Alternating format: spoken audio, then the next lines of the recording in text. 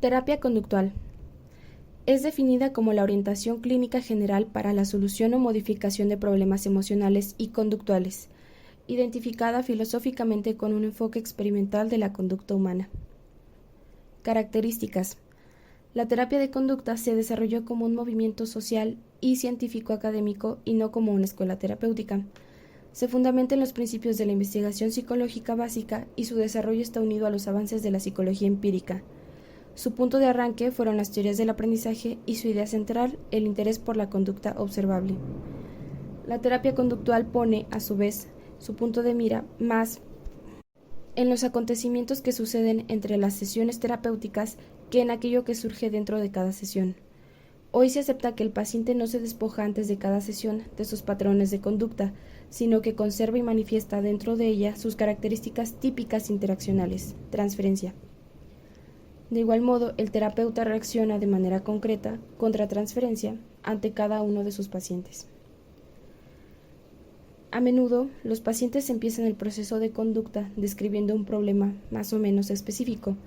El análisis funcional de este problema revelará que la queja inicial es solo el aspecto más visible de un conjunto mayor de dificultades en la vida de un sujeto que interfiere con su funcionamiento pleno y el desarrollo de sus potencialidades como persona. La terapia conductual se puede dar por empezada desde el momento mismo en que se inicia el análisis de la conducta como una función de sus contingencias antecedentes, organísmicas y consecuentes.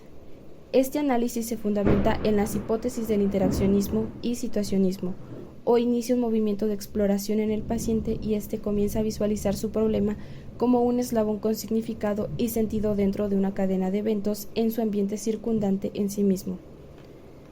Casi siempre este proceso conlleva una reestructuración importante de la manera en que el paciente perciba de inicio sus problemas y en ocasiones a que éste se replantee totalmente el motivo de consulta original. Se ha considerado el proceso de discriminación de estímulo involucrado en el análisis funcional de la conducta como un fenómeno equivalente a algunas formas de insight. En ocasiones, el análisis funcional es suficiente para que algunos pacientes modifiquen su situación y resuelvan algunos problemas espontáneamente. En otros casos, es necesario iniciar un proceso de diseño de estrategias de cambio para situaciones que son muy complejas o resistentes a la capacidad de control que el paciente tiene en ese momento. También puede ocurrir que el paciente posea la conducta necesaria para modificar las condiciones que determinan su problema. Sin embargo, es posible que debido a interferencias de tipo emocional, como angustia, miedo o depresión, el paciente esté incapacitado para ejercer estos recursos eficazmente.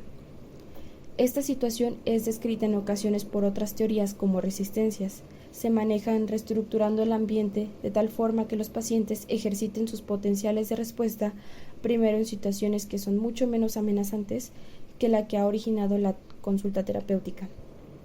Cuando se llega a este punto en el que los recursos naturales del paciente no son suficientes para la resolución del problema, el terapeuta conductual se convierte en una fuente constante de información referente a posibles modos derivados de la investigación clínica experimental que podrían ser útiles para resolver el problema. Sin embargo, en una situación terapéutica real, rara vez se trabaja con un problema único y por lo mismo rara vez se aplica una sola técnica o técnicas puras.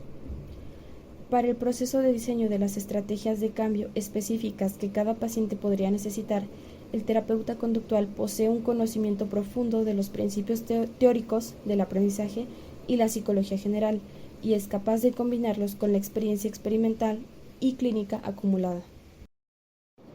Concepciones erróneas de la terapia conductual. Una de ellas es que se considera simple y fácil de aplicar.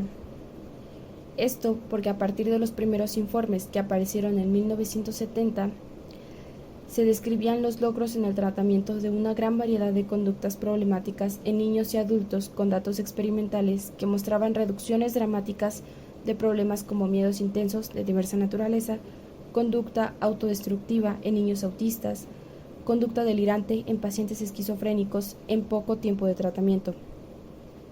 A partir de esto se quedó la idea en muchas personas de que la terapia conductual y la modificación de conducta eran, en la práctica general, tan simples y poco sofisticadas. Se establecía también que los procedimientos utilizados, además de requerir menos tiempo y dinero que los métodos tradicionales, podían ser aplicados por personal no psicólogo o especializado si éste era adecuadamente capacitado. Sin embargo, lo que marca la diferencia con respecto a esto es que el terapeuta está consciente de las posibles limitaciones en su análisis inicial y constantemente está evaluando la posible acción de otras variables que no siempre pueden determinarse al comienzo de un tratamiento, y ante un aparente fracaso, el terapeuta experto ahonda en el análisis e incorpora en su estrategia de cambio elementos que lo llevarán a la raíz del problema. El terapeuta toma el tiempo necesario para que los pacientes vayan encontrando por sí mismos las variables relevantes con la ayuda del método del análisis de la conducta con el que trabaja. La actitud correcta que adopta esta terapia es la de trabajo exploratorio conjunto entre terapeuta y pacientes, con variables de modificación y clara conciencia de que se necesitarán ajustes y existirán altibajos antes de conseguir un éxito seguro. Es decir, no se tratará de una serie de recetas que solucionan en automático los problemas, como las que han surgido en los últimos años. Por ejemplo, el control de esfínteres, más que nada, con la finalidad de ahorrarse un análisis tedioso. Otra concepción es que involucra procedimientos bárbaros aplicados en animales para beneficio de la ciencia. Esta idea errónea puede tener su origen en algunos acontecimientos históricos asociados al desarrollo de la terapia conductual, como la práctica de algunos procedimientos drásticos como la lobotomía, terapia aversiva química y terapia electroconvulsiva, aun cuando se hicieron fuera del contexto del desarrollo científico de la terapia conductual. Sin embargo, muchos de los principios que inspiraron las primeras formas rudimentarias de terapia conductual se derivaron de estudios de laboratorio con animales.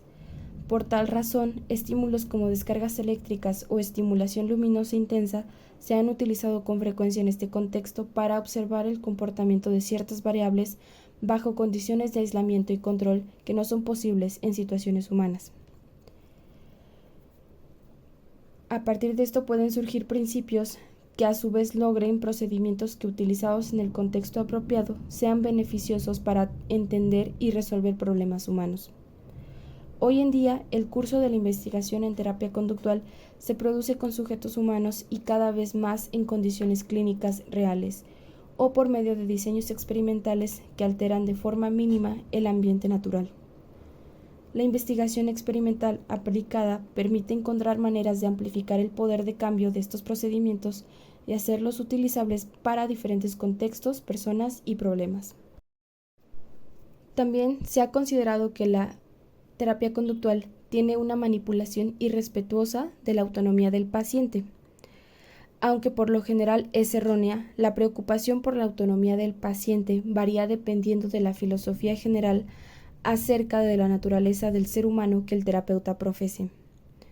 La terapia conductual en sí misma no es, ni se propone serlo, una filosofía del hombre que establezca criterios acerca del qué y el cómo éste debe ser. El terapeuta conductual es libre de concebir la naturaleza humana de acuerdo con la filosofía con la que más se siente identificado y de acuerdo con ello orientar su práctica terapéutica. Un aspecto característico de la terapia conductual son los esfuerzos del terapeuta para que sea el mismo paciente quien determine no solo los objetivos de la terapia, sino también el modo de lograrlos, dependiendo de los recursos disponibles en términos de las técnicas y procedimientos para el cambio conductual que hayan sido desarrollados al momento presente por la disciplina. La terapia conductual concibe la capacidad de dirección propia y autonomía como capacidades humanas que también dependen de que se aprendan ciertas habilidades específicas, y se preocupa, por tanto, de desarrollar métodos y procedimientos que faciliten el desarrollo de estas habilidades en las personas que carecen de ellas o las ejercen de manera disminuida. Para finalizar, otra de las concepciones que se tiene con respecto a la terapia conductual es que es superficial. Esta idea errónea envuelve la noción de que en la medida en que la terapia conductual se concentra en la conducta sintomática, logra cambios y mejores ajustes en la vida de los sujetos sin tocar las causas subyacentes profundas del problema. Es decir, Detrás de un síntoma o conducta problema puede haber mayor o menor profundidad subjetiva dependiendo de la historia de aprendizaje de esa conducta. Lo que para un psicólogo psicodinámico es profundo, para el conductual es complejo. Esto significa que una misma conducta puede estar determinada en un sujeto por una sola causa, mientras que en otro, la misma conducta es el resultado de experiencias diversas y por tanto está determinada por muchas causas. Cuando el análisis conductual es correcto y apropiado, el análisis del síntoma más simple conducirá a que se considere toda la gama de interacciones asociadas con la determinación causal de ese síntoma, o al menos las que son suficientes para una adecuada modificación del mismo.